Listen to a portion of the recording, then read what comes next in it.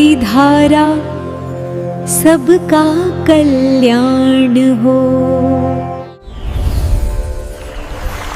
आप देख रहे हैं एच सीरीज भक्ति। श्री राम श्रोताओं, आज आपको मैं गरुड़ पुराण के अंतर्गत लाइव एकादशी का महात्म्य की कथा सुना रहा हूँ। तो सुनिए। पितामह ने कहा, मांधाता नामक के एक राजा थे जिन्होंने एकादशी व्रत करके उसके पुण्य से चक्रवर्ती सम्राट की उपाधि धारण की थी। अतः कृष्ण और शुक्ल दोनों पक्ष की एकादशी तिथि में मनुष्य को भोजन नहीं करना चाहिए। गांधारी ने 10वीं विद्या एकादशी व्रत किया था, जिसके फलस्वरूप उसके सुपुत्रों का विनाश उसके जीवन काल में ही हो गया था। इसलिए 10वीं से युक्त एकादशी व्रत नहीं करना चाहिए। एकादशी के साथ एकादशी होने पर उस एकादशी में भगवान हरि का सन्निधान रहता है। जिस मास 10वीं वैद्य से युक्त एकादशी होती है, उसमें असुरों का सन्निधान होता है। जब विभिन्न शास्त्रों में कहे गए वाक्यों को बहुलता से अज्ञातवश संदेह बढ़ जाता है, तो उस परिस्थिति में द्वादशी तिथि को व्रत करके त्रयोदशी तिथि में पारण कर लेना चाहिए।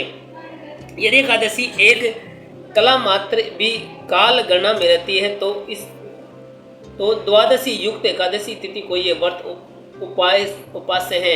यदि एकादशी, द्वादशी और विशेष रूप से त्रयोदशी तिथि में एक दिन आ जाती है, तो इन 3 तिथियों से मिश्रित ये तिथि व्रत करने योग्य होती है, क्योंकि ये तिथि मांगलिक एवं सभी पापों का विनाश करने में समर्थ होती है।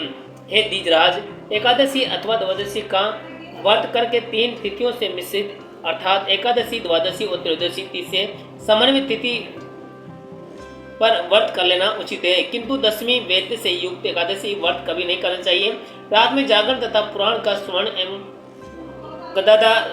गदाधर विष्णु की पूजा करते हुए दोनों पक्षों की एकादशी व्रत कर महाराज रुक्मन ने मोक्ष प्राप्त किया था। अन्य एकादशी व्रत कथाओं में भी मोक्ष प्राप्त किया गया है।